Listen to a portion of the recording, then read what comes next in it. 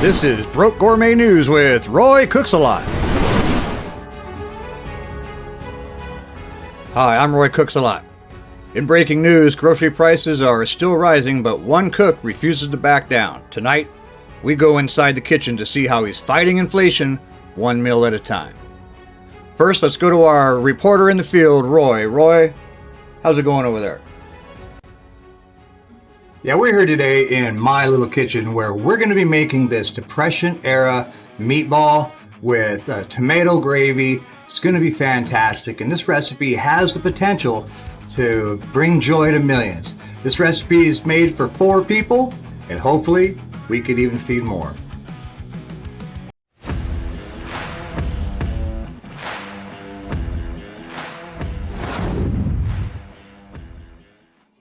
Now here's everything that I'm using in my recipe today. All this will be in the description box below. I have 1 whole onion. You can see it's a pretty good size one. We'll be using that whole onion, some fresh garlic, some butter, Italian seasoning, smoked paprika, garlic powder, a little bit of flour. We'll be using a tiny bit of sugar. I'm going to put a little bit of white wine in mine. It's completely optional. You don't have to. Worcestershire sauce, whole milk.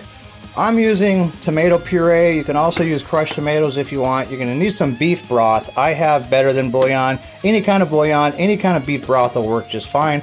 Pepper, salt, and rolled old-fashioned oats. We got a pound of hamburger, 1 egg, and some potatoes. You can use egg noodles or rice or whatever you want. I have these reds and some baby russets in here from my garden. I'm going to use those up. This is everything. First, let's get this prepped up. Alright, first thing we want to do is chop up half the onion. The other half, we're going to grate that one up. And of course, you could use a food processor if you got one. And chop up all the garlic. I'm using 6 cloves. You can use 3 or however much you want. Alright, now that we got that stuff done, we're going to get the meat together.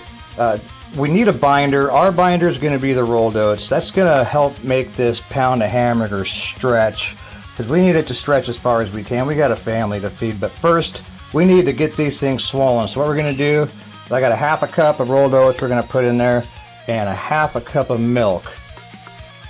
We're going to mix those up. Got to grab a spoon.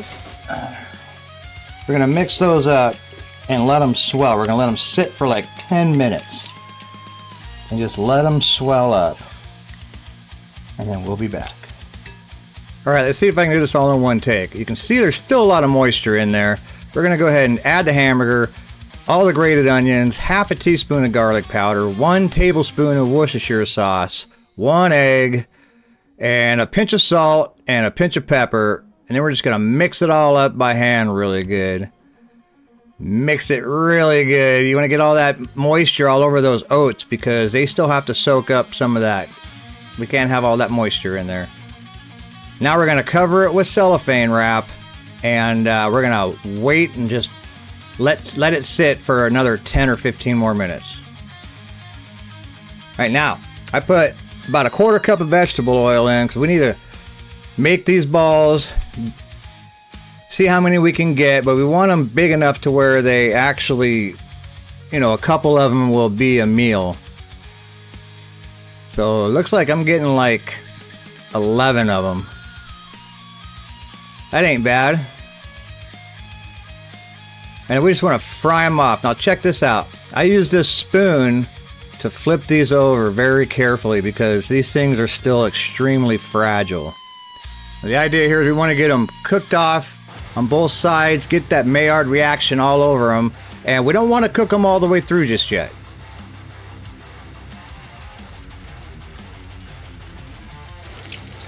And they're not exactly balls, but they're meat things. These are just about where I want them. Then I'm going to take them out of here and we'll start our sauce.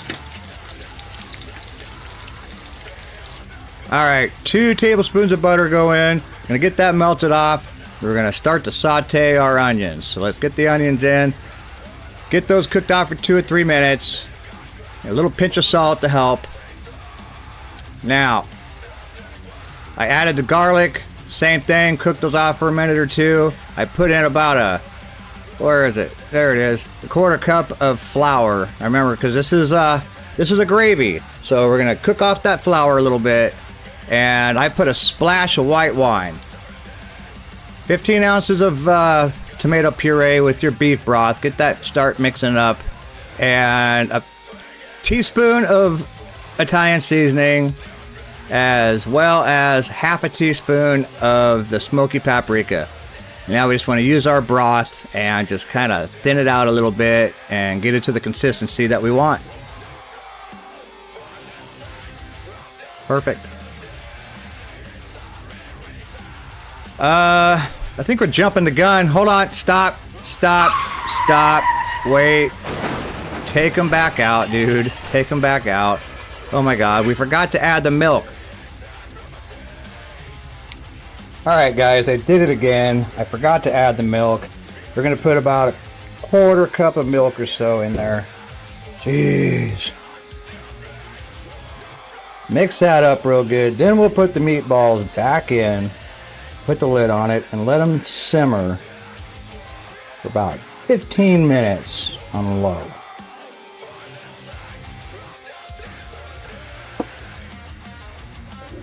Now, as you guys know on my channel, a lot of the recipes I do, I'm doing for the first time, and we're doing them together, and today is no different. I just hope that this is how this is supposed to turn out. So let's go inside and start the potatoes. Water's boiling, potatoes in. There, they're started. All right, you can see I got the meatballs in. We're just letting them, make sure the sauce is all over them. And we're going to put the lid on them and let them simmer on low. All right, meatballs are coming out. They are pretty much done. I want to thin out that gravy a little bit, so I put a little more beef broth in there. Just get it to the consistency that you like. That's the consistency I like. Okay, now here's where I add the sugar. It's half a teaspoon of sugar. That's really going to help with the acid from the tomato puree. Get that all mixed in there really good. And that, my friends, is pretty much done. Okay, gravy's done. Meat's done. Now we're just waiting on the potatoes. Now, like during the Great Depression, I don't have a hand mixer. That would be ideal. If you have one, I suggest using it. But me, no, we're doing it the old-fashioned way. 3 tablespoons of butter goes in, and we're just going to smash and mash and smash the crap out of these things. Just smash them up. I'm going to add a little bit of milk, not too much, and then just start whipping the snot out of it. There you go. All right, everything's done. Potatoes, gravy. Look at that. It looks pretty good. The meatballs. All right, let's dish this bad boy up. And all right, there we go. Put a little bit of parsley on top. Bam. Beautiful. Now it doesn't get much heartier than that. Now, I don't know if that's exactly how Grandma's turned out, but I haven't had a chance to try it yet, so I want to give it a shot. First off with the mashed potatoes. See how it turned out. Oh, yeah. Oh, it's got a nice taste to it. Nice and tomatoey. That sugar just put just enough of a sweetness to it to counteract all the acid in the tomatoes. Let's try the meat. That's the one. The meat is the one I was most concerned about. You know, that's actually a pretty firm meatball for what it is. I mean, it's not like rock hard or nothing, but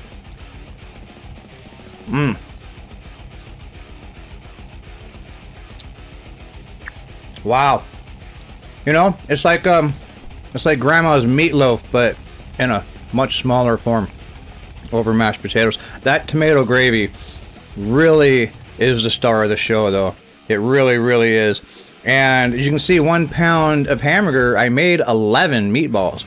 And, you know, 3 is a lot. So you can easily feed 5, even 6 people off of this, I think. No problem. So, hey, if you guys like what I do on my channel, and you want to see more, do me a favor, like the video, subscribe to my channel, and I'll see you in the next one.